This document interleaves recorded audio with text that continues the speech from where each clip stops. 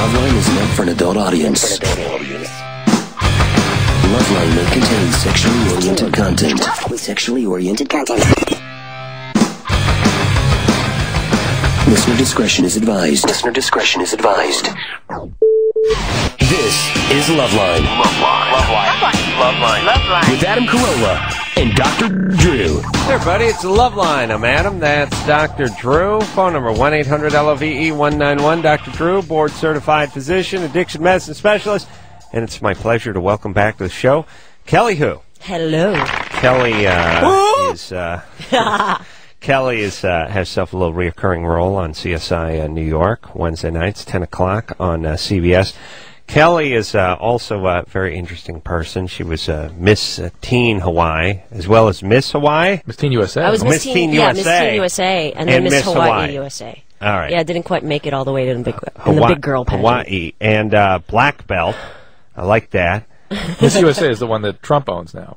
Yes, it's the one where you don't actually have to have a talent. You don't say anything. Oh, you answer one question. No, you do have to answer questions, yeah. Which is kind of hard on the spot with 50 million people watching you. Yeah. I'd freak out and drop the N-word. It just gets spazzy. And the question wouldn't even have anything to do with race. Name your favorite dish. And then N-word would just come flying out. I would spaz out and definitely go into Tourette's-like trance. So, obviously, so how does it work? So you do the Miss, you're living in Hawaii. You're how old? 15, 16? When I was Miss Teen, yeah. 16. 16. And are you traveling? Are you going to Nevada? Are you going to... No, I mean, where do you go? When you're Miss Teen USA? Well, where was Teen? the actual event?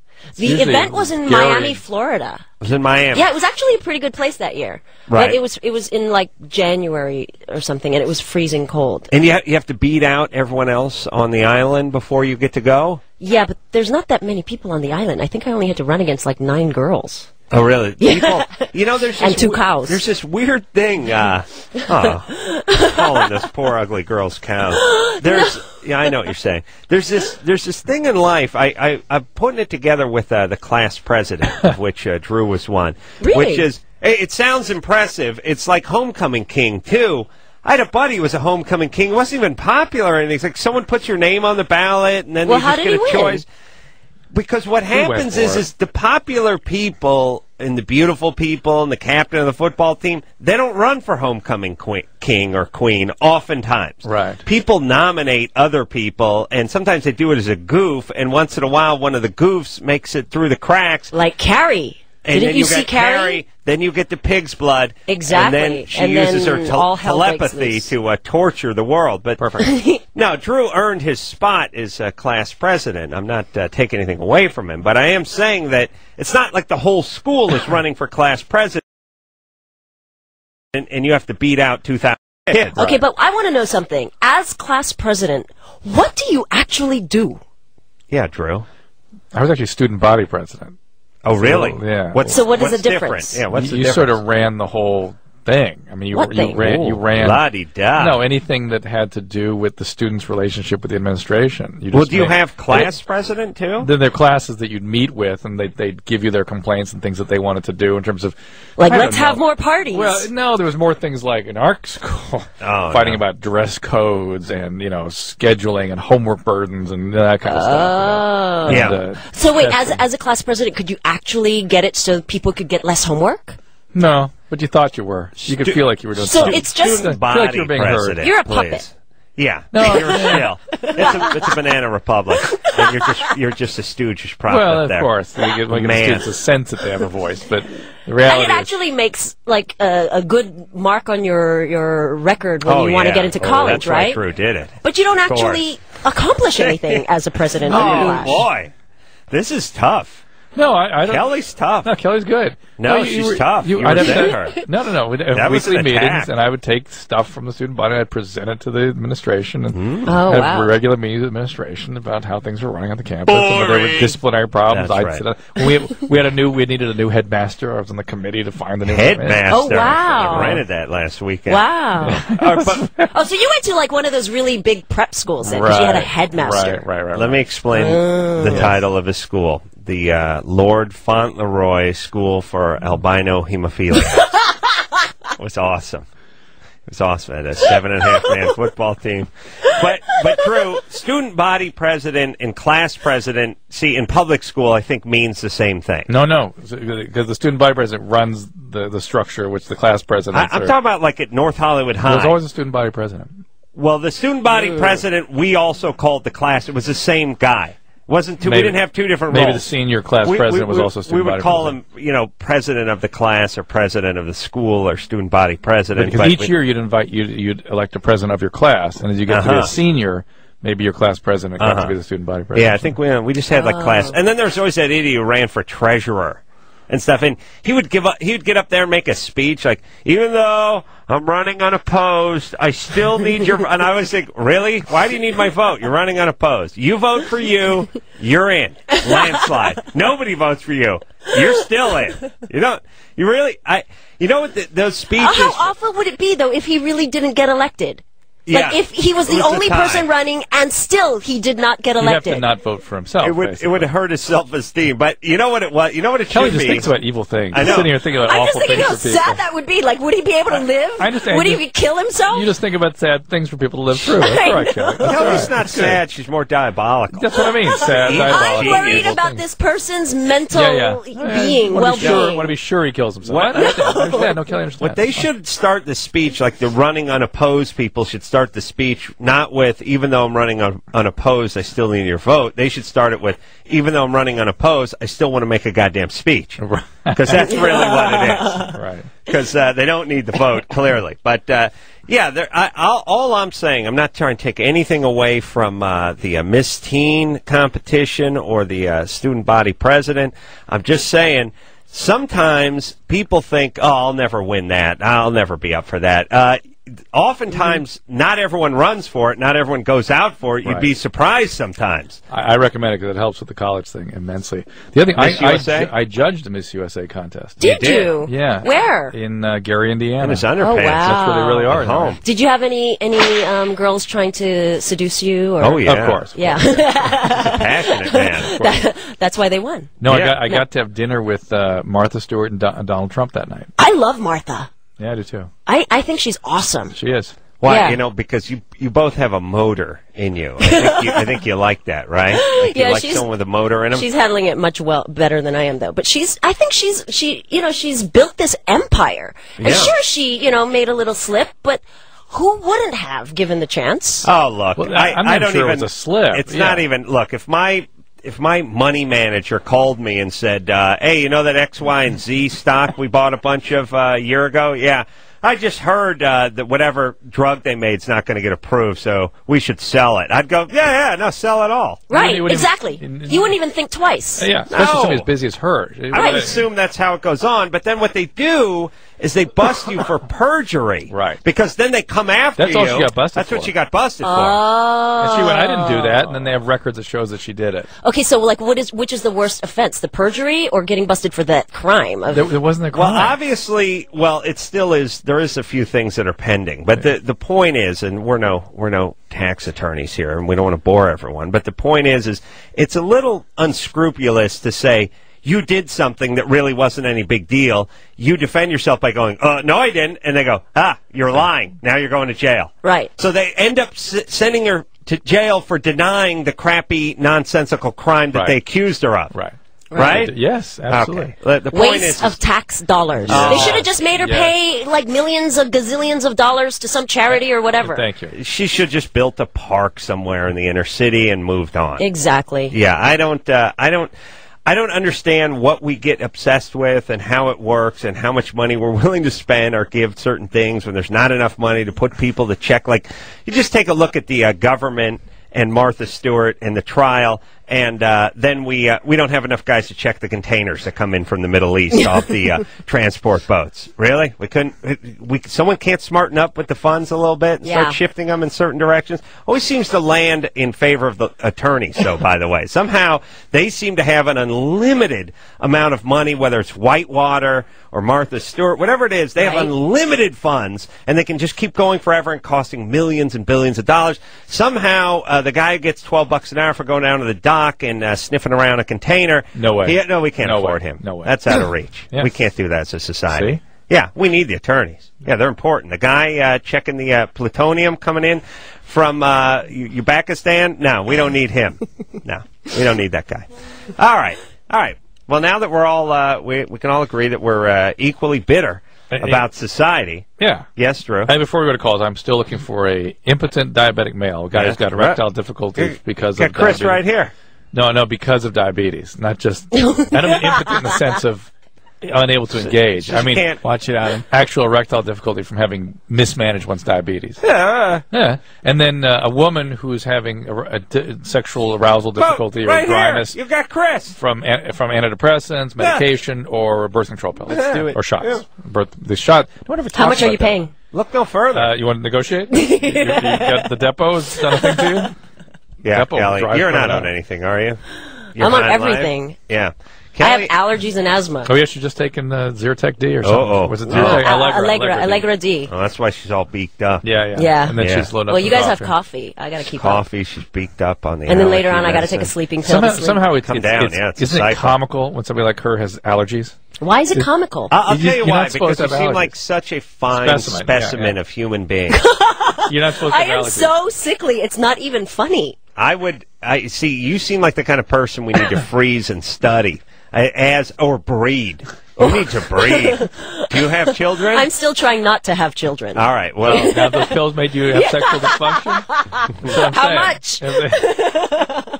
Yeah. Andy, listen to this. Kelly's is one of these people. Just had a very strong genetic hand dealt to her. She's got that Hawaiian thing, the Chinese the mud thing is always the genetic diversity is always the best. Yeah, but I'll tell you, when you take the honky and the Asian and you mix them up, you get a great concoction.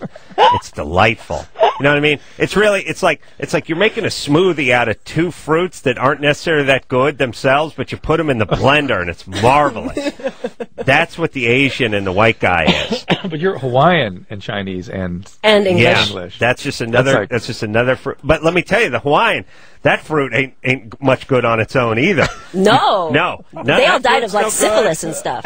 Like Chinese, they all got wiped out by the they get diabetes too. Yeah, whitey, not a great fruit, but you put them all in the blender. Oh yeah. Well, dogs are the same, no? Absolutely. Yeah. Diversity. It's better. It's better when it's all mixed up. That's right.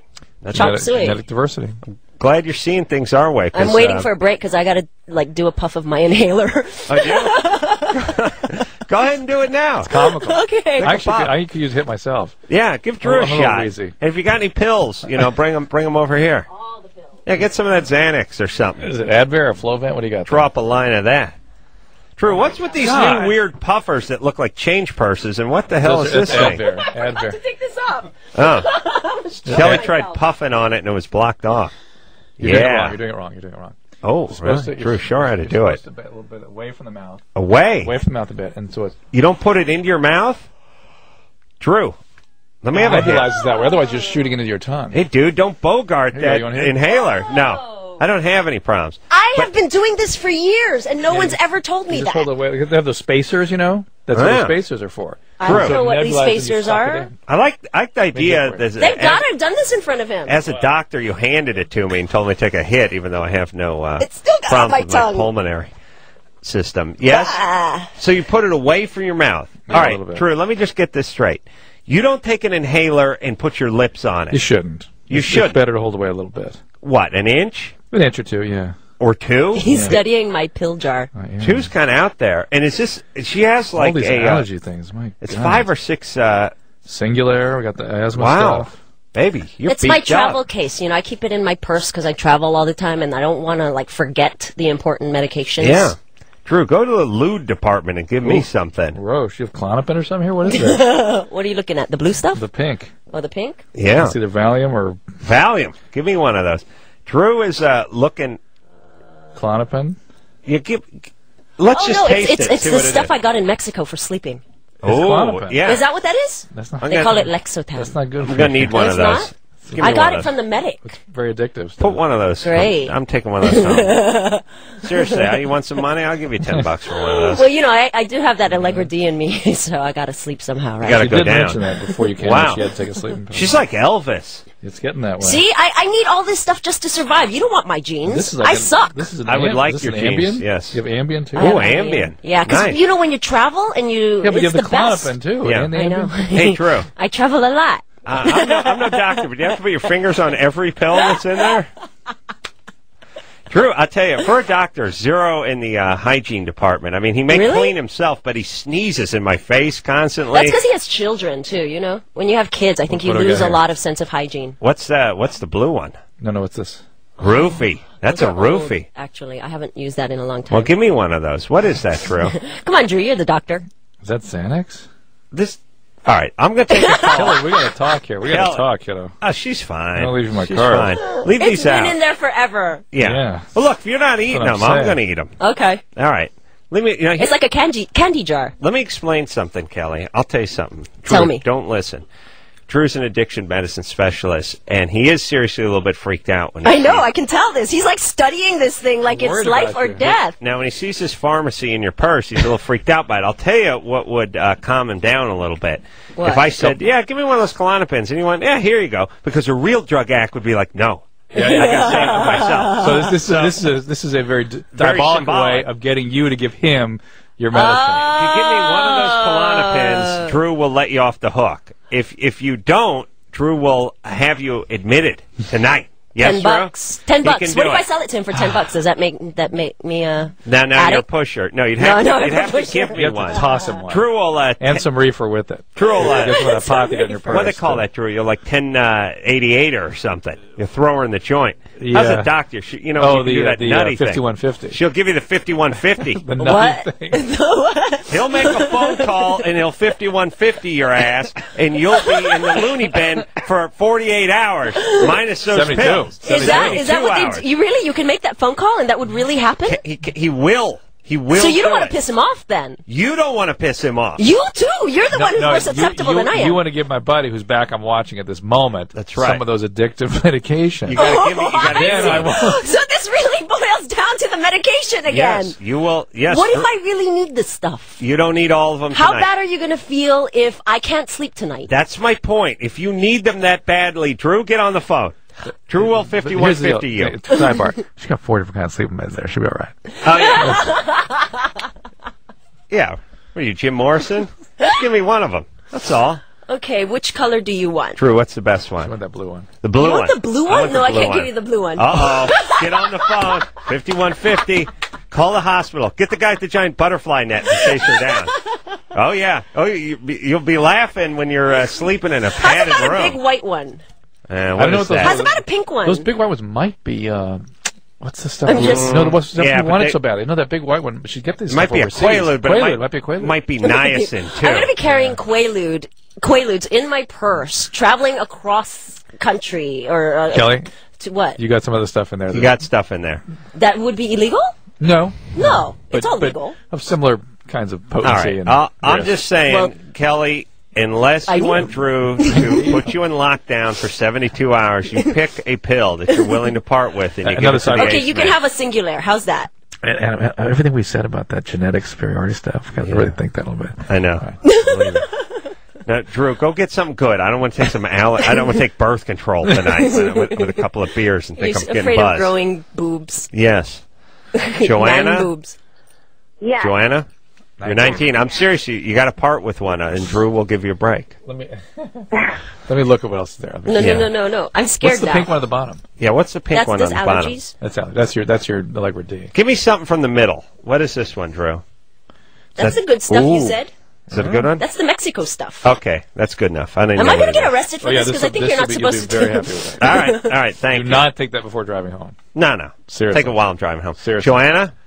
Yeah, I'm here. You're 19? Sorry. She's What's upset. that? Adam, she's pissed. You took her pills. She's partying. It's like playing with a child. I prevented you from being in locked 5150 for 72 hours, Missy. I owe you big time. Thank you. Joanna, this is not, we're not even on the radio. This is an intervention. You understand? We called you in tonight because we knew you had a problem. Yeah. These things don't pay attention. All right, go ahead, Joanna. Okay, I'm 19 years old, and for the past 2 years I've been living with my baby's daddy, and I'm stuck in a love triangle which I've been carrying another relationship for about 6 months on the side. Yeah. Does he know about this? Well, he's caught me twice.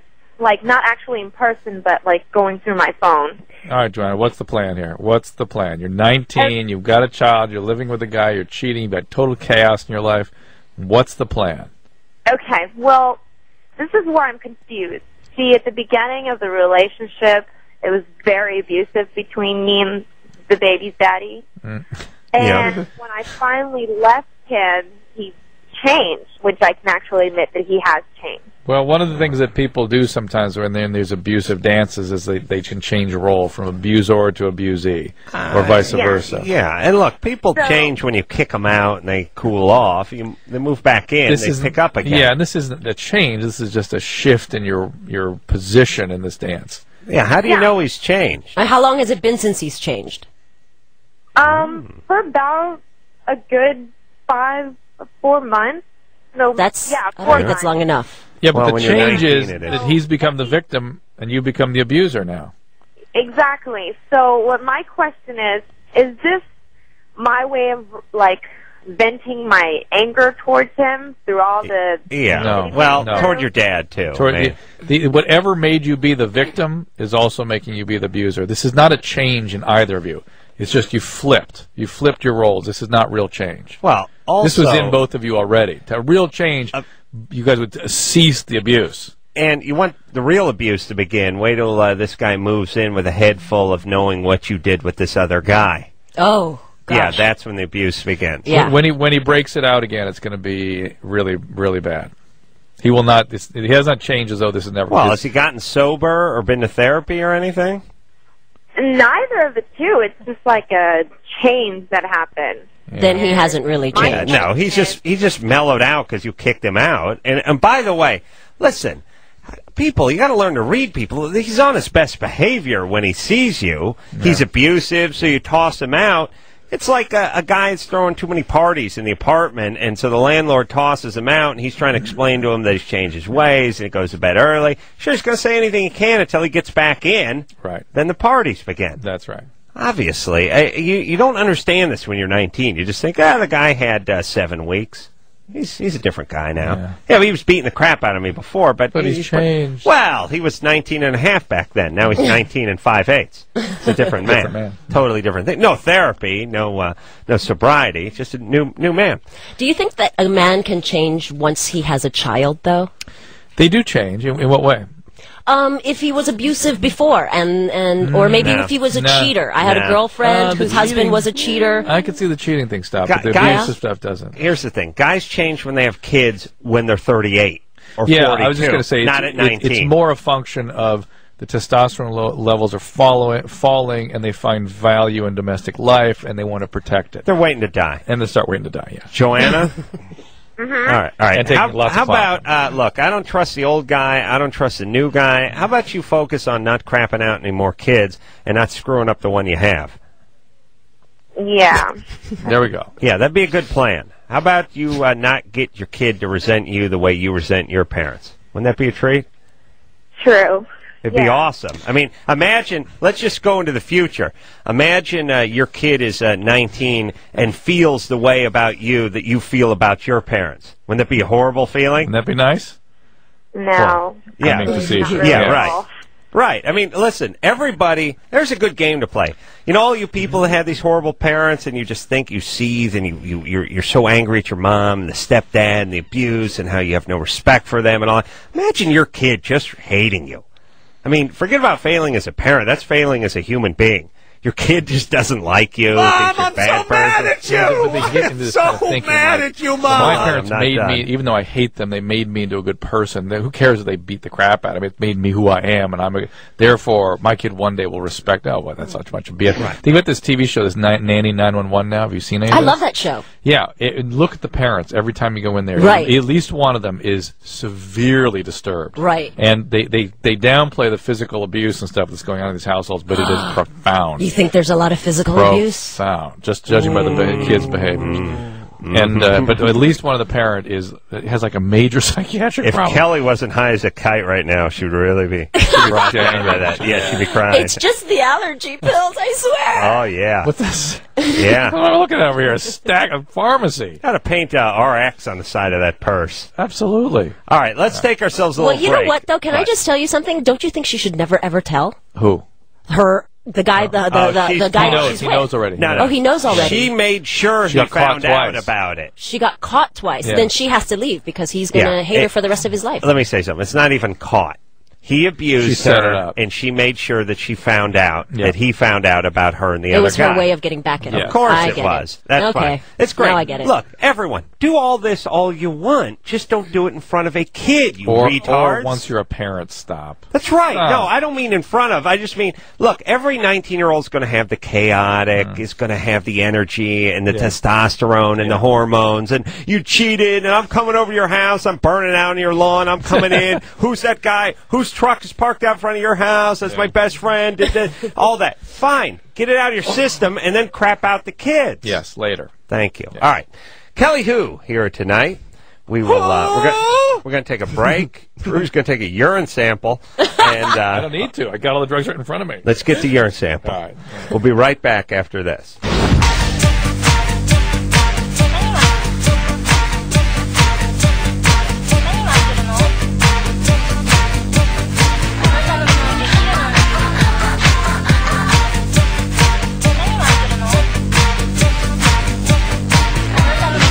Hey everybody, it's Loveline. I'm Adam. That's Dr. Drew.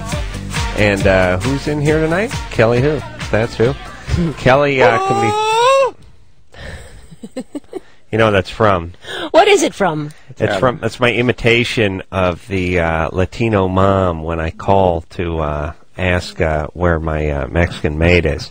Always taken a little by surprise. But they say who, but the person lives with them. That's the part I find amazing. So it's like, hello, is Waldo there? Is Waldo? No, you're not here. It's like That's not Mexican. That's like Korean or something. Well, I don't have a lot of range. The point is like the way they say it. I picture the guy. He's got a gun like under his chin, and he's duct taped to the dining room chair, and she's shaking her head like don't. And then when they do put him on, I picture him like holding the phone up and just doing that. Look, anything happens, the kid gets it. And it's like that is so frightening. Yeah, it's frightening. It is. Does your imagination do this all the time? It does. I watch a lot of CSI. I do watch a lot of CSI, which is where you can find Kelly Wednesday nights, 10 o'clock. On a couple of episodes. Yeah, New York. CBS, yeah. All right, where were we there, Drew? Taking calls. Yeah, taking calls. Oh, I need a diabetic male with erectile problem and a woman with medication-related, what? Oh, Chris. Medication-related intercourse problems. There you go. We're looking for someone else. All right. In addition to Chris. Exactly, Chris. Thank you. Jen? Uh-huh. What's up? Who? Hello? Yeah, who? The guy came out of your crotch 41 years ago you've been living with for 41 years? That guy? Who? The guy? I say his name. Same name. Huh? All right. Hello? Go ahead, Jen. Okay. I had a question. I've been with my now newly husband for about 3 years. And he had, when I was pregnant, I was about a couple months pregnant, he was diagnosed with genital warts, which he didn't tell me about. And then I had to wait till after my pregnancy to fully get rid of them because I couldn't take the cream for it. Oh, these are on the outside of your vagina, then, right? Okay. Mm-hmm. But I didn't have it inside. Scoundrel. So finally, I had gotten rid of it, and then by snooping around through his medical stuff, medical receipt, I found out that he still had it. And he still had what? Warts? Yeah. Well, After you cleared yours up. Yeah. You don't really get rid of them. You don't ever get rid of them. Oh, you really don't? No, you control them, but they will generally keep coming back. Most of them will come back for about 5 years and then kind of burn out on their own. Yeah, they're like roaches. You swat them when you see them, but they're always around. It is, you can still pass it on to other people, and they can still But the ones that stick around after the 3 to 5 year interval, when most of them burn out, the ones that go on beyond that, are the ones that tend to be associated with cervical cancer. So if you have persistent problems, it's real important you get screened regularly by your doctor. Well, I had that before, and they had to actually remove my cervix for that. You already had your cervix removed? Yeah. And you got pregnant? Well, after I had the baby. So does that mean after? And when did you find out you had the warts? I found out I had the warts during my pregnancy. So you may have given them to your husband. No, I found out through his mother that he had problems before, and I was never told this. Turn your radio off. That must have been a wonderful conversation. Yeah.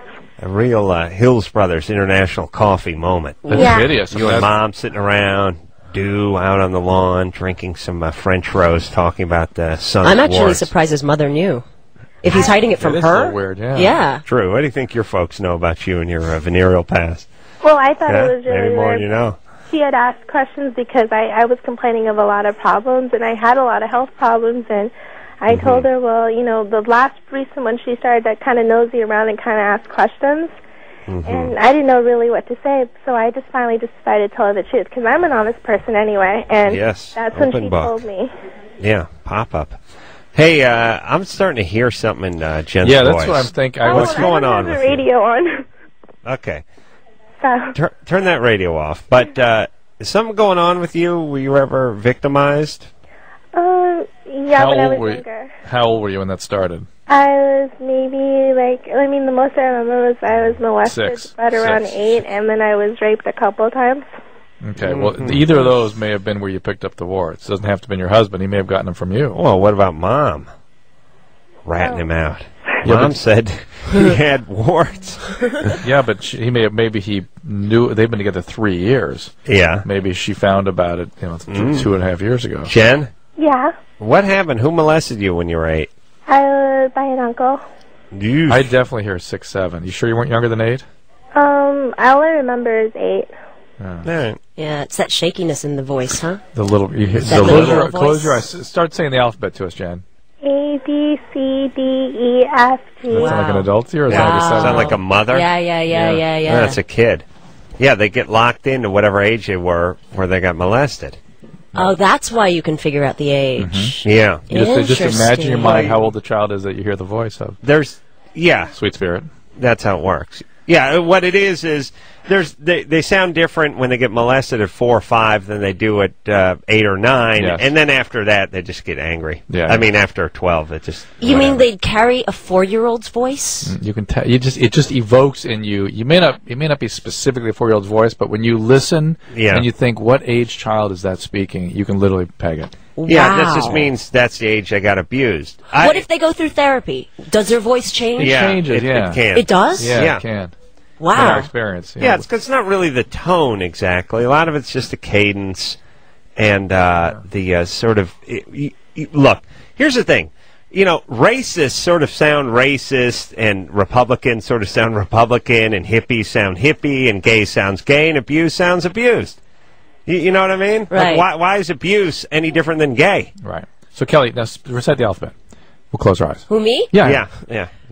A, B, C. Yeah, James Earl Sex change Jones. operation. Wow, incredible. Still turned on. Maybe more turned on now. All right, so Jen. Yeah. Have you ever got any help for the abuse? I did. I saw a therapist for it, but for a couple months. For a couple months, and then it brought back a lot of really horrible thoughts and stuff like that. So. You know what, though? It always is harder before it gets better. That's right. Yeah, you do need to see somebody, because this will spill over onto your child. Yeah, trauma is transmitted intergenerationally. Yeah. Okay, but I have a question. I've been through therapy, and the reason why I stopped therapy... Yes, I have. Yeah. Okay. I'm an actor. Of course I've been through therapy. Sure. And one of the reasons why I actually stopped was because it just costs so damn much. And I wanted to spend it on clothes. Let me ask you this. Evidently medication. Can you afford not to go to therapy? Okay? All right, Drew, am I right? Well, it depends. I suppose it depends on what you're in therapy for. You can't afford not to go. Okay? All right? right. You've been in too much therapy. How much was your therapist a pop? $165 an hour. Oh, you got to come to the east side of town. Yeah, you're over on the west side. And medical doesn't even take care of it. No, you got to pay out of pocket. You go out. It sucks. Don't you think medical should take care of that? Yeah, I go to a drive-through place in Sunland. Drive-through. I do the whole thing through a speakerphone. This guy's like, "What's wrong?" I'm like, "It's Mr. Dr. Kleinig. He's not here. You can talk to me." I have a lot of, I think, deep-seated anger. Okay, please drive the car forward, please. The license plate. Need to see the license plate. Need to stretch out. Can you recline the chair in the car, please? Recline the seat, please. Please turn down the radio. Yeah, that's all right. But it's cheap. And then you just put $20 into the hopper. The drawer slides out. When you get there, throw the $20 in. You feel great. The drawer behind the bulletproof glass. Yeah. You can come in the car with me. It's like the drive-in. You know, you sneak a few people in the trunk. So put a speaker in there and pipe it into the trunk there. Extra benefit. Yeah. No, you're going to shrink on the west side. I was actually. You go east side. East side. Yeah, we keep it real. I don't know. Can I the insurance does not cover mental health issues. I get patients who are polydrug addicted, trauma survivor with personality disorder, bipolar, and a medical problem. I get 5 days with them. Try to turn a life around in 5 days. That is insane. That is so unfair. Yes, thank you. And there's supposed to be parity between medical and mental health. Oh, really? Absolutely. It's the law. Oh, it is? Mm-hmm. Well, what does that mean? It's the law. Yes, right now. That's the fact. Ooh, wait, okay. If I were to go in and say that I was suicidal and attempted suicide, 72 hours. Boom. Pow. That's it? 51.50, maybe 5 sister. days. Maybe 7 if there's a complex plan in place. But 5. Holy cow! Yeah. All right. You, like I said, come to the drive-thru with me.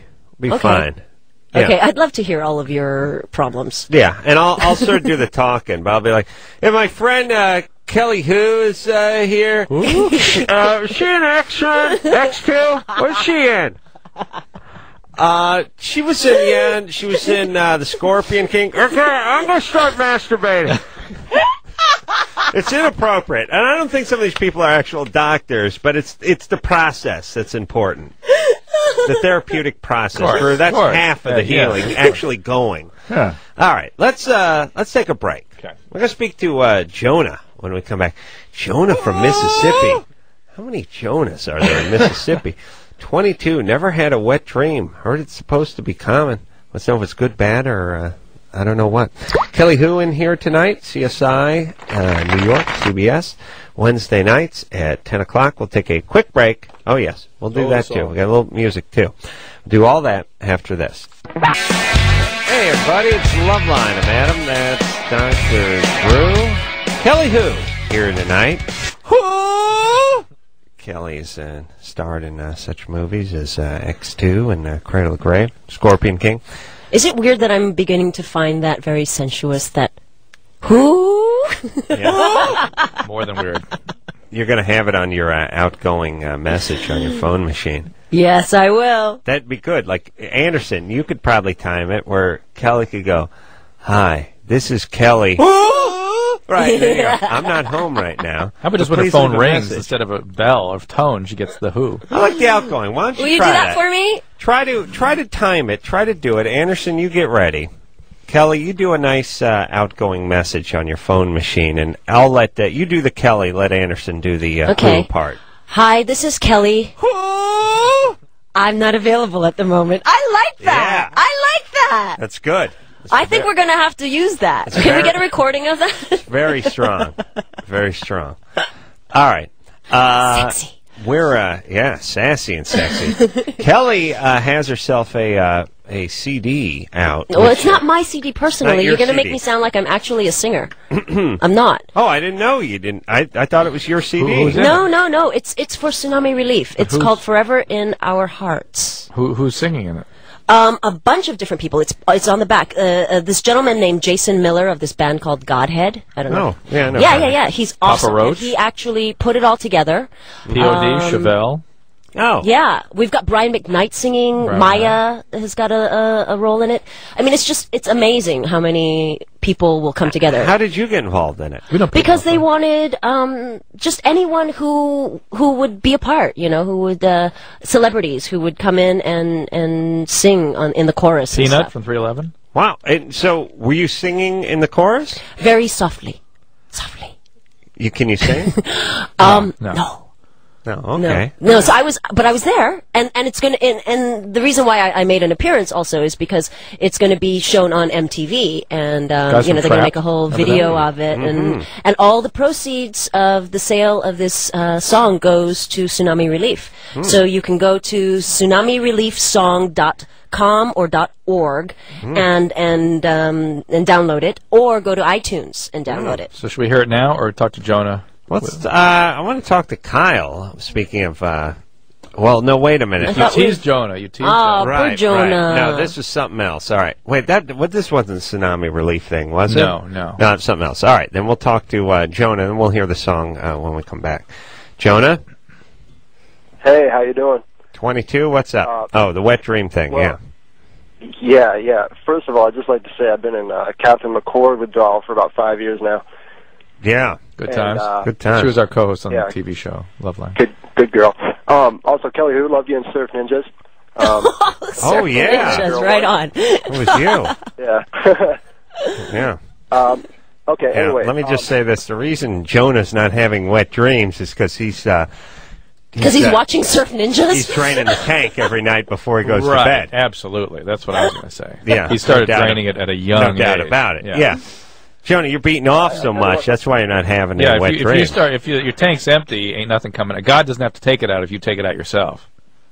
Yeah. I know. You know what? That is actually a problem for me, but there's a more pressing problem that I need to ask you.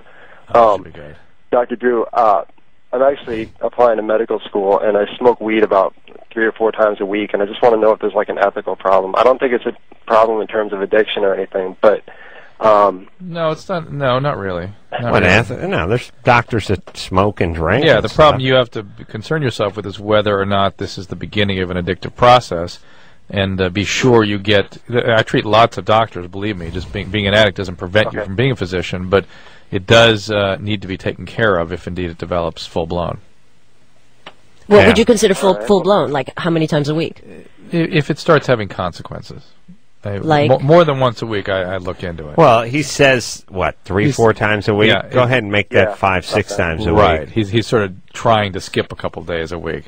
Now, it may not those are weeks, but those are days the Steelers just try or runs out. Right. But he's not going into work stoned, is he? Well, it affects you. It does.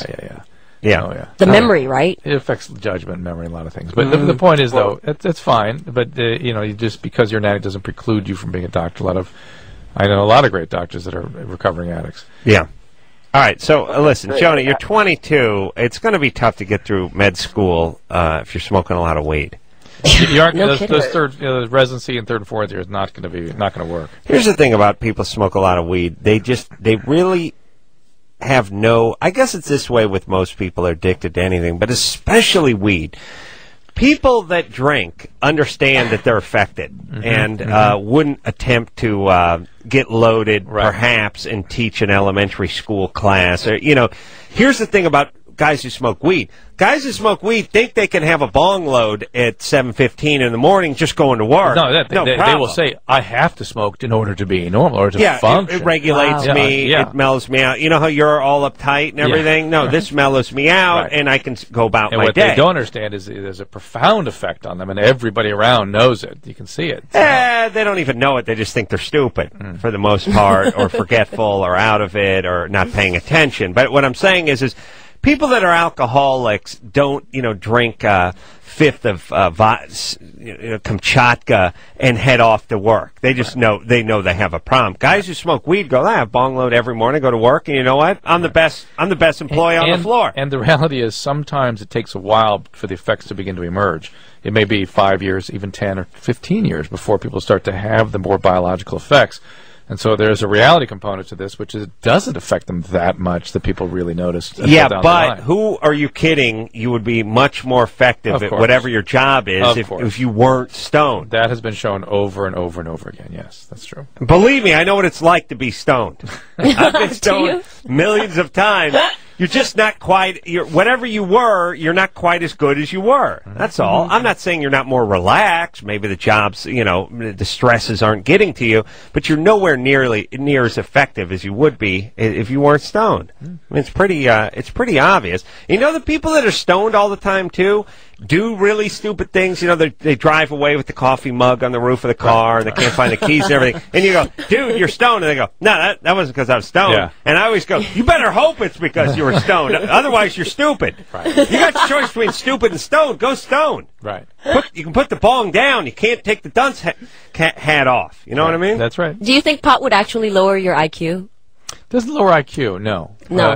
But it does affect your functioning. It affects memory and focus and attentional mechanisms, things like that. But let me say this. And they've done many studies have been done. Airline pilots, things like that, motor effect, judgment. Right. These things, particularly novel problem solving is affected. So, like, for instance, if you've got an overlearned behavior, like you've landed a plane 1,000 times, you can land the plane pretty well, but if they throw something weird at you, a wind shear or something, they screw up big time. When you need it most. Right. That's right. Yeah.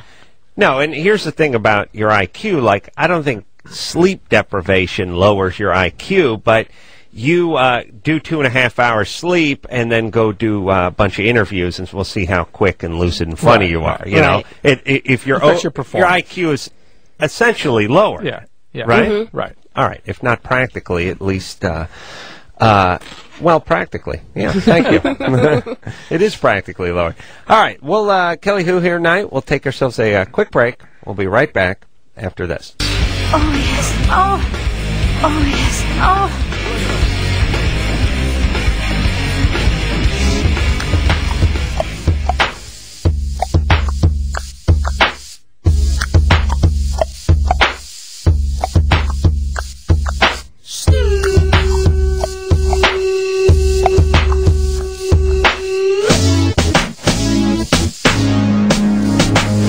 Hey everybody, it's Loveline. I'm Adam. That's Dr. Drew. In tonight, Kelly Hu. Kelly. Sexy. Yeah. Well, you, Anderson, you cue it up. I'll just do the Kelly. Anderson will do the who, and then Kelly will do the sexy. That's fair, all right? Our guest in studio tonight is Kelly. Sexy. Yeah. That could go on your outgoing message, too. Kelly is here to promote a few things. What films you working on now? Yes. I'm actually going to be doing an independent film at the end of the month. Yeah, it's called Americanese. It's about Chinese Americans, or actually it's about people who are mixed race as well. It's pretty cool. You ever experience any discrimination? Growing up in Hawaii, I'm part of the majority. So I think that makes, like, Asian people who come from Hawaii and Asian people who come from the mainland very different. Asian people, I think, from Hawaii are just sort of more outgoing and stuff. Yeah. And I think that's part of the reason, because, we are the majority there. Yeah. Kick a little howly ass every once in a while. Go down to the airport. Yeah, kill howly day. Pop some Primos and kick a little honky ass down in there. You guys still have Primo beer over there? I don't drink beer, but I think we do. Yeah. Yeah. Why wouldn't we? She's got that clown up. Yeah, we didn't need the beer I don't need beer. Where's your clown up, by the way? I put it in my pocket. Oh, yeah. See, he actually took it. He actually took it from me. Now, doesn't that make him a bad person? No, he saved you from the same hole. What are you talking about? Yeah. Really? Bad person. How dare you? What's up with her? I have no idea. I'm just trying to look for something wrong in somebody else. Kelly, listen, you're going to find plenty of opportunities here. Kelly has brought herself a CD. That CD is for the Tsunami Relief Fund, of which we've raised $30,000 here on this show. Really? Did you? How did you guys do that? Well, we did a thing where people won an auction to see who sat in with us and was a guest. In your seat. In your seat. $30,000 for that? 2 guys at 15. 2 guys at 15, yeah.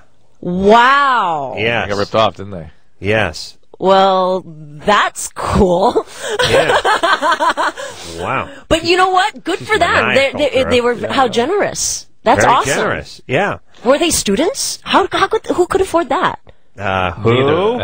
Oh, really? Well, not true. That's for damn sure. They take out student loans for that? No, or what? one guy was an what did he say he was? One planetary science specialist. Essentially, an astrophysicist or planetary guy. One guy taught at UMass Amherst. UMass. He made the 15 grand. Neither guy was rich. The one guy certainly wasn't rich. The teacher, Jim. Wait, was his name Jim? Tim. Well, teachers don't make any money. We know that. Tom Burbine.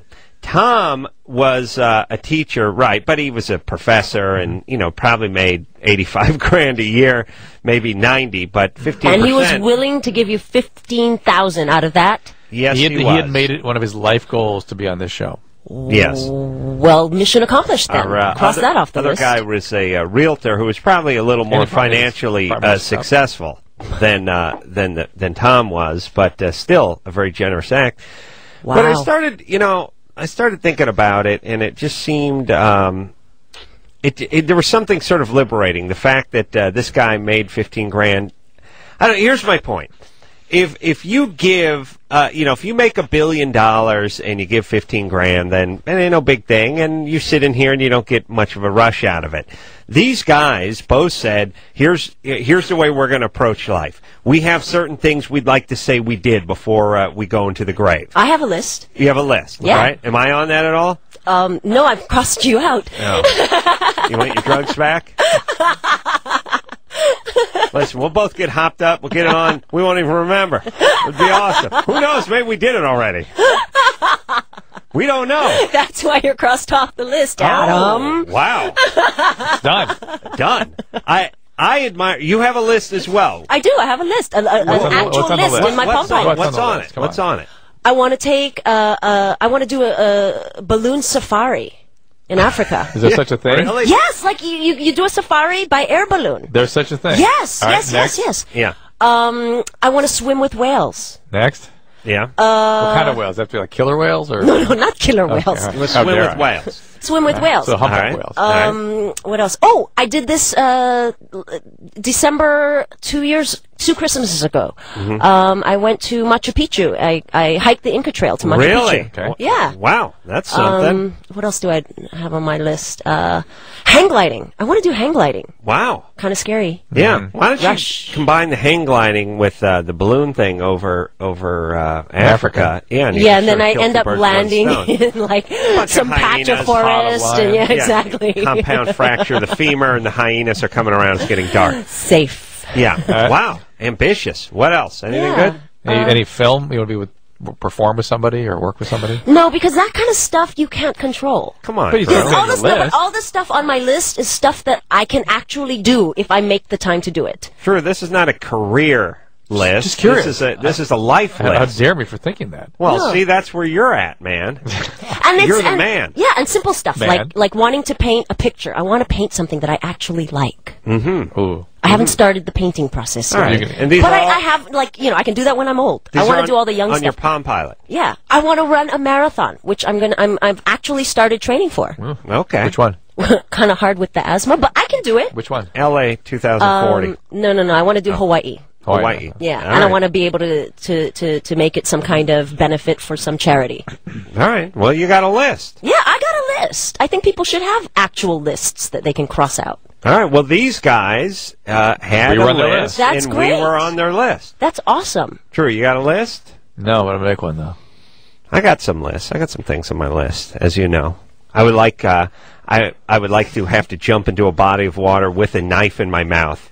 For a reason, like actually dive off a bridge into our to kill a jellyfish. With a knife, with a some seaweed off somebody, get them loose. Whatever. I would like to, while I'm underwater, I would like to do that thing where I signal a guy with the eye thing, tink, tink. Look at mine, then I point to watch like some scuba diving. Underwater. Your pressure gauge. Yeah, right. Underwater signaling. Yeah. So you don't want to actually be certified for that. You just want to be able to go through the signaling process. Meaningfully, though, it has to be per purpose. I would like to have my hands registered somewhere. Find a small county in Nevada and have myself registered as weapon. Hands, just my hands. I would like to be removed from a casino for winning. Yes. He's counting cards. This guy's a card genius. He's winning too much. I would like a cape removed from me on stage. And again, here's the thing. We can't just stage these things. I have to be doing something. Yes. I have to be like, it has to be purposeful. It has to be James Brown. Yeah. But whatever it is, I'm out there, and somebody pulls my cape off. Yes. My squire scurries off with the cape. Big red satin. In your underwear too. How dare you? How dare you? She's laughing at your list. She's laughing at your list. This is my list. He didn't laugh at your balloon safari. I think it's beautiful. I think it's great. What an imagination. How would you like it if I took that knife I was going to dive in the river with and stabbed your balloon? Huh? My balloon wouldn't be in the river. Now, I'll take the knife. I'll take it to Africa and stab your balloon. Anything on your list that involves quicksand? I would like to be. I'd like to save someone. Oh, that's from right. Quicksand, save from quicksand. with the stick. Okay, but then would you push them in first? Wait till they're like almost dead and then save them? Well, see, that's the whole thing about my list. I can't stage it. I need to have. Kelly, it needs nearly everybody falls in quicksand at some time. So you just stand by the quicksand. Right. It just happened to me last week. Right. Yeah. As a matter of fact. I'm trying to think. I would like to. I'm trying to think of what else. I like to blow myself. Yeah. That's on there twice. That's on there two times. With a vacuum? Let's hear the song 2 times. No, he's done that. That's off the list. No, Shop Vac. Shop Vac was checked off in high school. Ouch. No. How dare you? Wow, she's really making fun of you, Adam. Let's hear the song. Come on, let's hear this. Can we hear the song? We can keep going on the list. Yeah. Let's hear the song. So what is this? Tell us about this song. The song was actually written by Jason Miller of Godhead.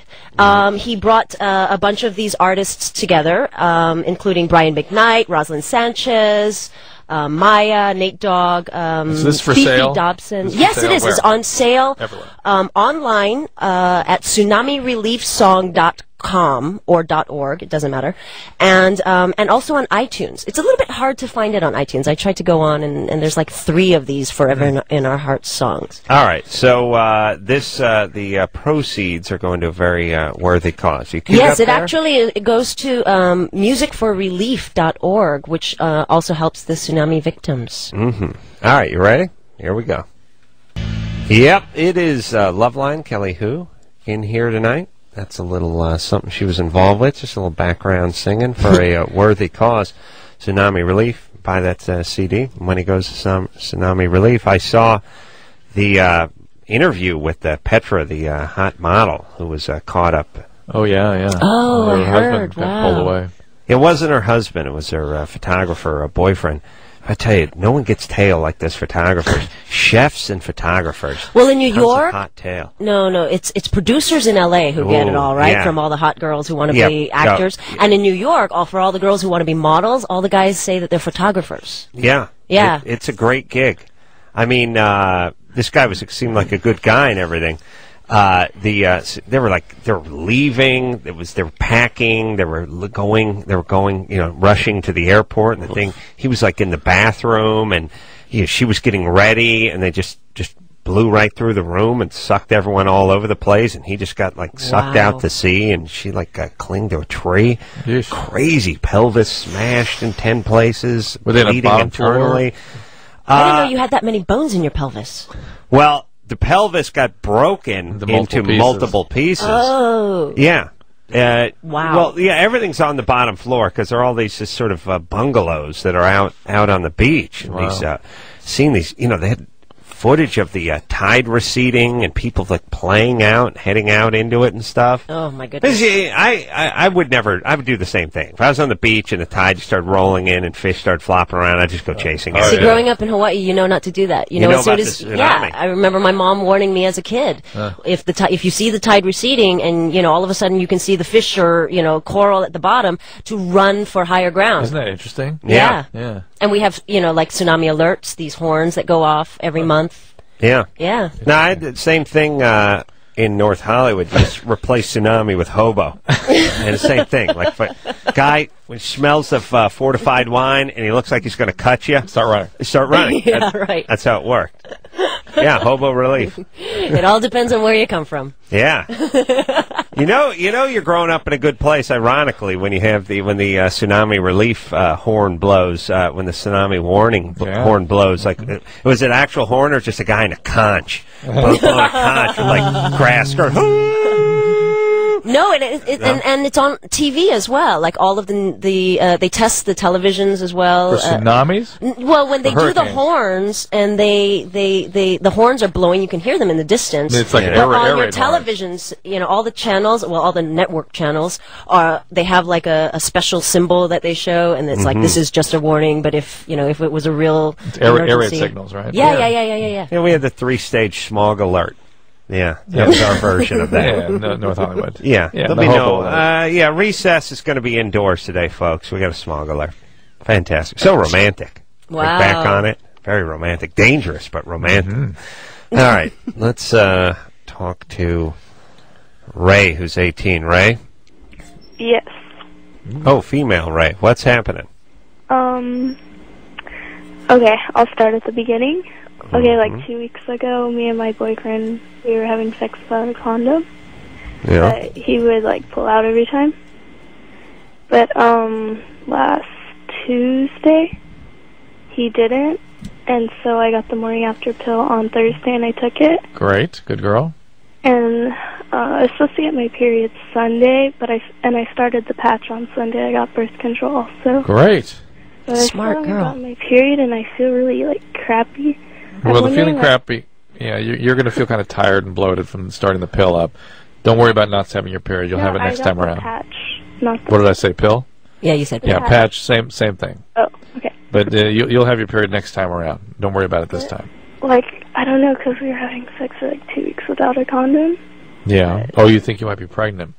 Well, certainly go ahead and get a pregnancy test. Being on the pill will not harm the child if you are pregnant. Mm-hmm. I had a friend that actually got pregnant when she was on the pill. It happens occasionally. She didn't know for like 4 months. She's a big girl. Oh, really? Yeah. Yeah. Yeah. Yeah. She's not a who. She's aware. Maybe a when. He didn't like come in me or anything. All right. Right, take a pregnancy you know test in what, about a week. Take an IQ test, too, while you're there. Take a pregnancy test. Keep going with the patch. That's great. Even if they say they haven't, That's right. they don't even know if they have or not. That's correct. Yeah. No, you wouldn't know. Hope is not a contraceptive. Thank you. Oh, thank you. No, you just don't know. All right, what's up, baby? What? I mean, we appreciate you getting on the patch and everything, but all this unprotected sex with your boyfriend. Yeah. Yeah. You sound really confused. What do you mean? You sound sort of You sound sort of troubled and confused. She's worried that she's pregnant. No, I just mean in life. What are you doing? Junior college? Yep.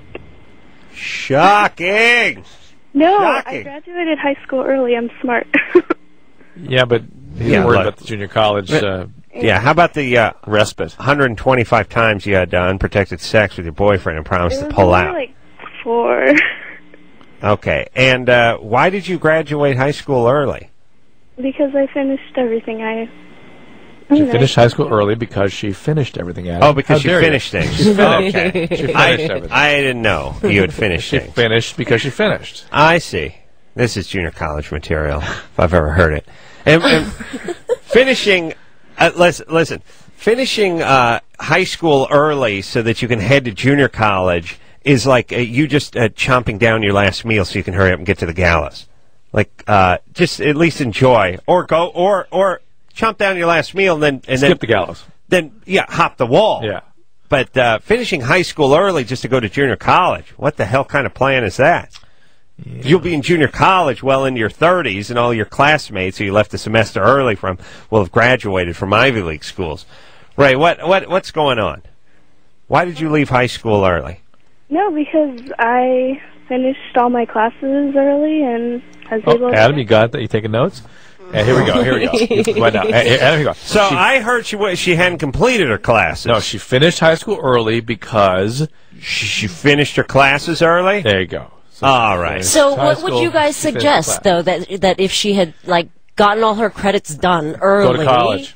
Go to regular college, as opposed to junior college. Oh. But isn't junior college a lot cheaper? What if she's paying for this herself? Look, it's like saying, well, she can't afford filet mignon. She'll just eat dirt. That's free. It's free. Oh, you're going. So you're saying that not even going to college is better than going to junior college? Of course. You do not. Chris, hold your ears, buddy. You do nothing at junior college. Here's and please take this in spirit. I don't know. I've never been to. Here's the spirit. That's right. That's right. Your parents will kill themselves if you went to junior college. Let me explain. The Chinese half of the family would kill themselves. The Hawaiian side's so drunk they don't even know what's going on. They're talking to a conch with a piece of yarn on it. There's a telephone. Here's my point. What? Here's who can go to junior college. People that want to be nurses can go to junior college, and people from other countries who come here to relocate. White people go to junior college, and of any other color who live out here, who just think they're going from high school to junior college, are just kidding themselves. They're not going anywhere. Wait, can't you go there for, like, credits and transfer them and stuff? Yeah, hypothetically, you can. Right. Theoretically, it's never actually happened. But in theory, you could actually go there, get some credits, and transfer to a 4-year university. Okay, so Adam, what does this make me that I got kicked out of junior college? Oh, that's well, she was high as a kite and starting fights in the quad. You're right. Yeah, let the I was actually given a letter saying that I was not allowed to return because I was not a serious student.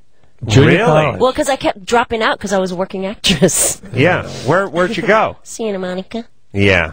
See, look, that's the whole thing. You're beautiful, you're talented, you're smart. You don't need to waste your time over there. Don't waste my time at college. Let's take a break. Stop saying college. Junior college. Okay. Let's take a break. Now, hold on. Ray. Yes? All right, so what's your plan? And when people that get out of high school early, to me, it just means they didn't have any friends and they didn't get along too well. Yeah? No, I'm kind of just doing the junior college to make my parents happy, but starting in next semester, I'm planning on going to Santa Monica. Junior college. Yeah, but they have more transfers out of Santa Monica than any other junior college. Look, Ray's argument is I had to leave high school early because I'm such a bright bulb. I just finished everything up. We just asked her what the junior college plan was. She explained that she was going to go to another junior college. Going to transfer out of this junior college to go to another junior college. There you go. That's a nice lateral move. Yeesh. Okay, does this a bright bulb figure out? She just needs to figure out what she wants to do with her life. That's Isn't that what college is for? No, yeah, that's what 4-year college is for. Junior college is just figuring out how to get the futon folded out at your parents' house. I know. People are tired of me harping about it, but there's nothing. It ruins lives. I know this sounds incredibly negative. You get to work. Don't get to work because they get to buy themselves 10 years of floating around in this sort of fairy tale ether known as junior college. Thank you. Chris, unplug your ears now, would you please? I'm still looking we for got to take a break, women with sexual dysfunction from antidepressants, birth control pills, medication, particularly like Depo shot, that kind of thing, dryness, decreased libido. I'm looking for television. Kelly, who will be joining you on that shoot? We'll take a break. Be right back. Hey everybody, it's Loveline. I'm Adam, that's Dr. Drew, and tonight our guest, Kelly Hu. Kelly, will you be on my television program and talk about the dysfunction you've had from the birth control pills and stuff? And all Is it on television? Yeah, I don't know if I can do that. And then all the addictive stuff you've been taking and how that screws you up and makes it difficult to function on. And low sex drive. Yeah. Oh, Kelly, I'm signing you out. No. Oh, come on. I see it on the radio. What difference does it make? It's cable TV. Wow. I'm just kidding. Yeah. No, I'm serious about the no part. But she's kidding about the low sex. Yeah. I see, sure. Mm-hmm. Yeah. Ice. I date a rocker. You think I can have a low sex drive? Really? Yeah. Who do you date? I date a guy in a band. His name is Mitch Allen. Mitch Allen and the Detroit Wheels. What? Mitch Ryder. Yeah, Mitch Allen. What's he do? What band's he in? He's in a band called SR-71. Ooh, one of the Blackbirds. Yeah. Greatest plane ever devised. Yeah, apparently. Oh, that's named the band after it. No, that's smart because he could have named it. Oh man, they had like mosquitoes made out of wood, and they had those old biplanes and all that stuff. SR-71, baddest ass plane ever created on the planet. I think he knew that. Yeah, and and no guns, nothing, just cameras. Oh, just really? Cameras. Really interesting. Yeah, people think the SR-71 because it's so badass looking. I mean, it looks like it's like if a great white shark was a vegetarian. Wow. It'd be like, what? It's look, it's a killing machine. Not just he's Finding Nemo. Yeah, it is SR-71's baddest ass plane ever created. Look that up, SR-71. Are you going to look up my boyfriend? No, I want to see the plane. Oh, the plane. You know what the SR-71 looks like. I think I do. I want to double check. It's a Blackbird. It's a Lockheed. It's cool. Point is plane flies over 3,000, 2,500 miles an hour. Missile plane, sort of. Yeah, the whole deal with the SR-71, and then we get right back to the phones. SR-71 flies at over Mach 3. Remember the X-15? Yeah. It's kind of like that, right? Well, that's a rocket. That was a experimental rocket. If you get the X in front of it, it's experimental. And those things flew. Those things flew about 7,000 miles an hour. Really? Yeah. Wow. Yeah. Well, because they were rocket powered and they flew at the edge of the atmosphere where there was no drag. Oh, people don't realize, when you think about fighter jets flying, 800-900 miles an hour or Mach 1 point whatever, we had stuff in the 60s that flew 7,000 miles an hour. Wow. It's incredible stuff, but what happens to your face at that? It's melt. It's pulled back. Yeah. Facelift. No, it actually goes the other way. You look like Larry Flint. It starts to sag. It's weird. Yeah, a little paralysis sets in. No, okay, so here's the point. SR-71 flies 2,500 miles an hour. Wow. Now, the thing is there's not a gun, there's not a BB gun on the plane. It's just cameras. Wow. And the old deal was they have to fly over the Soviet Union and take reconnaissance pictures because we didn't have satellites. And we needed a plane that could fly so high and so fast that the rockets, the missiles, the surface-to-air missiles, couldn't hit it. So they're not even flying anymore, though, right? Oh, yeah. Are they? They flew them for a long time, and they just retired them recently. But they set all the air speed records. Drew, you see it? Yeah. There you go, buddy. Yeah. Pretty cool, huh? The bitchiness. Yeah. Doesn't mean the band's good, but it just means... Hey, the band is good! All right. Come on! Well, unless they picked a good plane. He's smart enough to do that. Smart, yeah. Anna? They look too modern to be retired. Right? They were built in the 60s. SR-71? Yeah. Yeah. Really? Wow. Early 60s. But they had a long longevity, and they never. Are we just bolder with our technology and things we built, or in this industry? Or? I'll tell you this: I think computers have made things crappy looking. How? Well, what do you mean? Because the computer, it used to be that everything was just shaped in the air tunnel, in the wind tunnel. Everything was just shaped by. Look, if you wanted something to go fast, you wouldn't put a big flat front end on it. You would have it pointy like a bullet. It's also sort of based on man's intuition. What should a big fast plane look like? They test that in the wind tunnel. Yeah. Now, what does the computer tell us it should be? Computer makes things a little funky. I'll give you an example. Formula One cars looked better 10 years ago than they do now. Now they got weird wings and weird aerodynamics, and they end up looking funky. And planes, not as appealing, not as aesthetic. A little funky too. Flies better, not as aesthetic. That's right. Yeah, it's the computer stuff that does it. You know, Adam, you're pretty smart for a guy who went to junior college. Yeah. No, he didn't go to junior college. I did. I tried. He got kicked out of junior college. Like you. Like me. I just left. I did get some academic probation, but eventually I just sort of escaped. Anna? Asleep. She didn't like my conversation about the SR-71. Most 15-year-old chicks from Missouri are positively riveted when I talk about Mach numbers. Anna? She's sleeping. The other great thing about 15-year-olds from Missouri is you can't hear them sleep. Oh, really? Yeah, they're quiet. Yeah. SR-71, pardon me. Gordon? Yeah. You're 22? Yeah. What's up? Well, me and my ex-fiancée, we were together about 5 years or so. We split up about 6 months ago, and she had another boyfriend for a while, and then they split up again, and I haven't really been going out and doing anything, and I don't know if I should go out and find somebody else, or I feel like she's the one for me. Yeah. I hang out with why'd you guys split up then? We were having money problems. I didn't have a very good job. Do you have a different job now? Yeah, I got a really good job now. And I moved away. I live about 70 miles from her now. What, did she dump you because you weren't bringing home the bacon? Not necessarily for that. I mean, there was a lot of different other reasons. I mean, who dumped who? She split up, or she broke up with me. All right. Does she want to get back? Well, she calls me all the time still, and she lets me know where she's at all the time. Give us a list of some of the things that were going wrong other than the money thing. I wouldn't help out, like with the, you know, the keep going. Come on, give me a few things. Go ahead. I'd go out and party, and she'd stay home and all this stuff. She didn't, you know, she wasn't much of a partier. Now she's a partier, and I'm not. I moved down here to Tulsa, and I don't all right. Well, listen, Gordon. How old is he? 22. 22. Yeah. I've never heard of too many success stories of people in their early 20s breaking up, getting back together. They just break up again. Early 20s. Early 20s. I mean, they were together for 5 years. Yeah. Yeah, that's a long time. That's not so good, though, because that's not good. I mean, they started at 16 or something. My advice to you would be to have other life experiences. Yeah, we agree with that. You are so young, and I know that you feel like this is the love of your life, but at 22 years old, there are going to be other loves, believe me. Oh, yeah. Yeah. And you're not...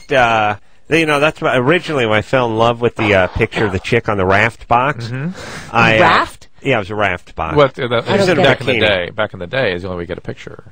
A raft? What do you mean raft? As in the floating thing? Yes. You who comes from an island should be familiar. You who was comes she from on an the island box? should be familiar. Yes. She was on the box. In a bikini. Yeah. I get it. Like modeling with the raft. Yes. Right. You don't put like a mechanic's jumpsuit on and get on a raft and model. You put a bikini on. No, you sell it with sex. And in 1960 or whatever it was. 1951. 70. Where else would a guy get? 1970. With sex.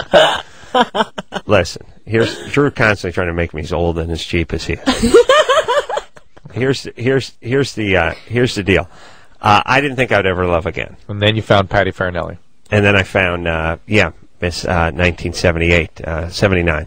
Yeah, Patty Farinelli. Right there. Who's that? Playmate. Oh, the point is that's not your wife or anything. No. Okay, but I was able to love again. At 14. I see. Okay, I get it. Yes. Yeah.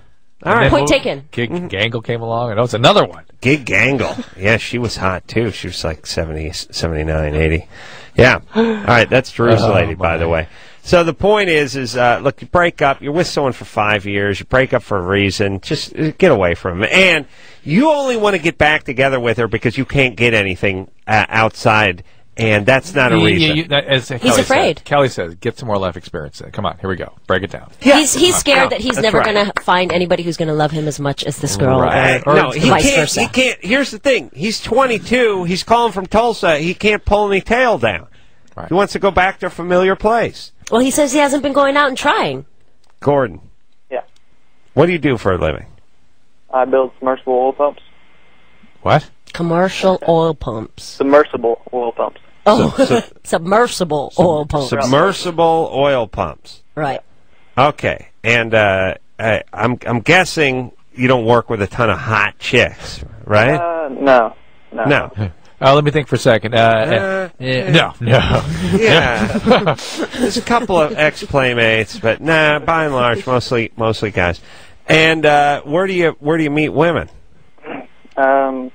I don't. I haven't been going out. Right. Just stop with I don't. Get that. You're dry. You don't got anything going on, and of course you're thinking about your last hot meal. You got to get something going. Right. I'm telling you, the percentage of people, and I hate to say it, but guys especially, who say, their tune is I love her. We have a history. I believe we were meant to be together. If these guys were in a successful rock band, you think they would change their story that evening? Right. It's just going out on tour, nailing everything that moved. Right. It is. You're making Kelly nervous. What are you saying? SR-71 is planning some chick's hanger. Hey. Believe you me. I know these guys work. No, here's what I'm saying. So much of what young people, and this is how you think in your late teens, your early 20s, so much of that sort of love, or I can't live without, or we were meant to be together, soulmate crap, it's all based on your own desperation. If everything, believe me, if you just invented something, or making money hand over fist and traveling, you wouldn't have this. Why do you think really good-looking celebrity guys never get into this? Why is it? They date the hottest women in the world, they fall in love, they break up, pow. they're immediately out with the second hottest chick in the world. Because their publicist hooks them up. That's right. But it is so much easier to rebound. No, it's desperate. You can't get anything going. Marketplace forces. Yes. Sad to say, but this is how males think and human beings think. All right. Kelly, what do you want to do, Drew? Break. Why? You got to do something? No, it's time for break. I want to avoid the 4-minute deal at the end. I'll buy that. Yeah. Kelly Who here. We'll take a quick break. Be right back after this. If you need help, hang up and then dial. Loveline. 1-800-LOVE-191. Loveline will be right back. You're listening to Loveline. I'm Adam. That's Dr. Drew. Kelly Who in studio tonight. Are they doing a Scorpion King 3? There was no 2. There was no 2? No. But there will be a 2. There is no Scorpion King 3. No. Maybe I'm thinking of The Mummy. Yeah. Scorpion King was an amazingly successul film, was it not? I thought so. They made a ton of money. I didn't get naked for nothing, right? Yeah. No, I don't know why they're not doing a second one. Everyone always asks me that. It's well, first off, Hollywood rarely walks away from this kind of money, but especially in a genre that's sort of tailor-made for a sequel. Right. Why wouldn't you do it? I mean, you get the Rock going over there. People can pick up what he's putting down. Maybe they didn't make a deal with him. Yeah, I'll say maybe he seems to go in kind of a different direction. Yeah. I don't know. Gay direction. Oh? Oh, yeah. He's picking up what the Ace is putting down cool. now. Yeah. All right, let's, Drew, do your plug. Thank you. I really need some women who've had problems with their sexual functioning, dryness, pain with intercourse, not wanting to have sex, from medication or birth control. Give us a call. I need to put you on my television. Or what about if you've had babies, too many kids? And we will be looking for that, too. You can call in for that tonight if you've had your drop in your sex drive after babies. Yeah. Yep. Everybody does, right? Mm-hmm. Tess? Hello. 22. Ooh. Hi. Ooh. What's up? You want to respond to that? Doesn't. What is that whisper? I'm sorry, I'm at work. I'm calling because I have an overbite, and I was going to get braces a long time ago, but I was convinced that it somehow helped me with my oral sex techniques. Is this something hell of an orthodontist. The orthodontist convinced you of that? Yeah, or? No, I actually tried to call the dentist one day, but they hung up on me when I asked. But it's really serious. I need to know. I would like to know if at all this is helping me, or is it just in my head? It's in your head. Well, it's in your head. So if you pulled all your teeth out and you were just gums, that would help, right? Yeah. I think it's still in her head. Now, I agree with Kelly, though. You should pull your teeth out. I mean, if you're going to get serious about oral. Tess, you on a medication? No, I'm at work. No medicine. She's at work. You're on no medication. I don't want anybody to hear what I'm talking about. Yeah, but this kind of thinking is a little. Because I have an overbite, and I think that it helps me with oral sex. I think I'm on medication. Why, are you planning to do this for like a profession or something? No, but I believe that you should be good at everything that you do.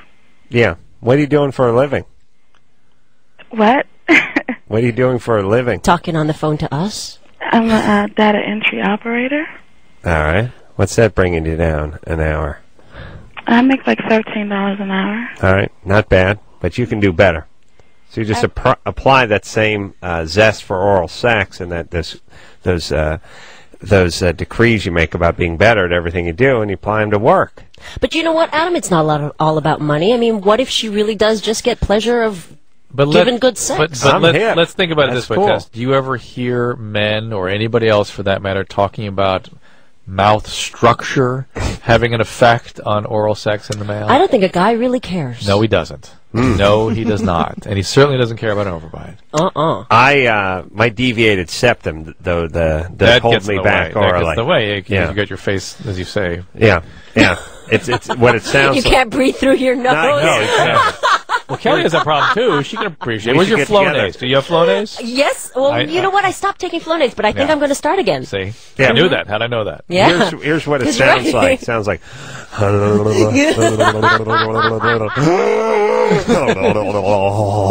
have to come up. I'm like an abalone diver. I have to just pop up every once in a while like an otter. Literally abalone diver. Oh, yeah, literally abalone diver. That's right. And I just go down, and thank God I can hold my breath for 2-3 3 minutes, but then I got to pop up to the surface. That is such a turn on. You don't even know. Yeah. Oh my God. Yeah. I'm so excited right now. This would be like, hey, baby. We'll get a little snort, that face. Little snort action too. Yeah. Scorpion King. No sequel. Yeah. See that? Aldo. Hello?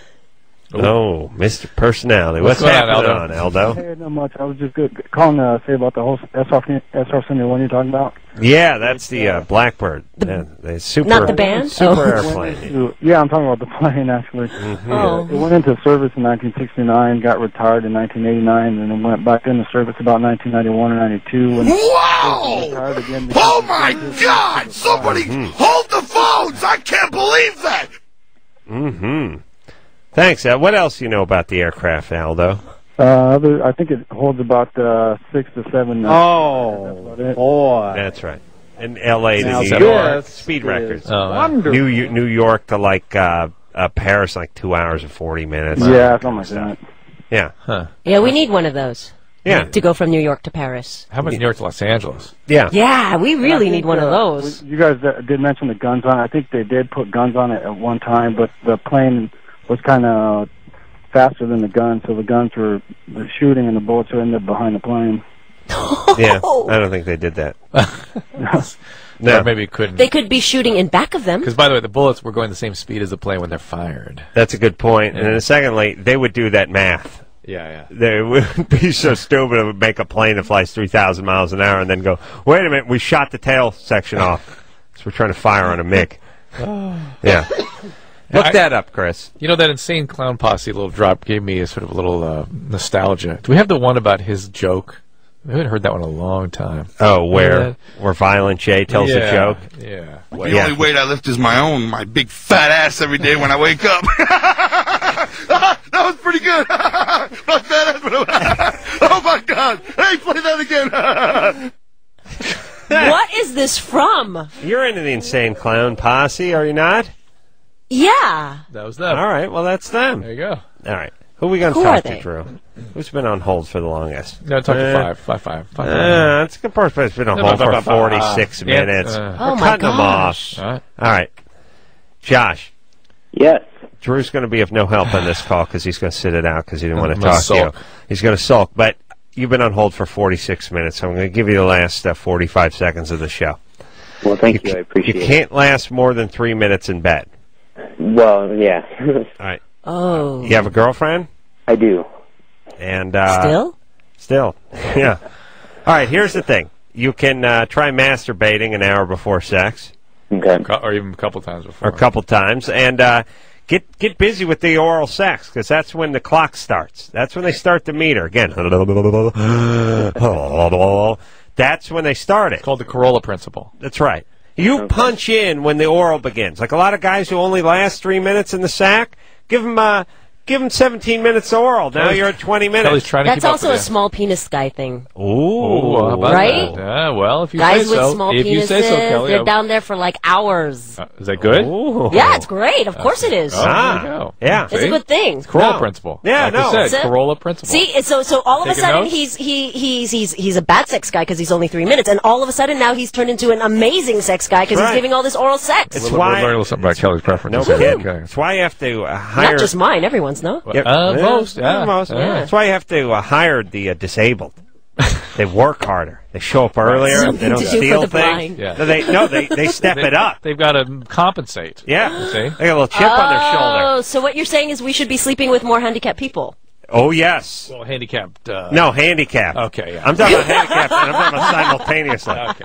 I'll take a quick break. Be right back after this. Listening to Loveline. You are listening to 91X.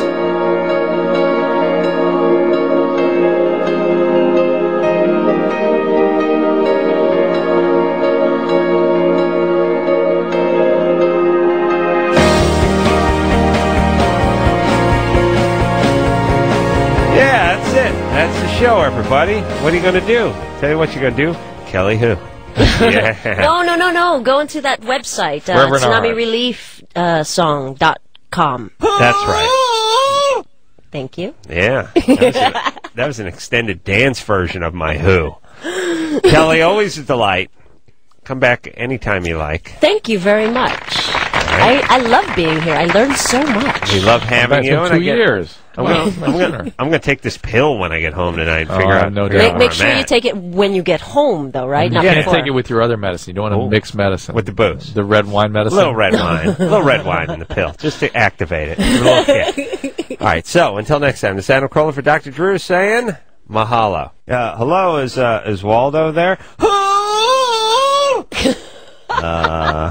Is Waldo? No, he's not here. This has been Loveline.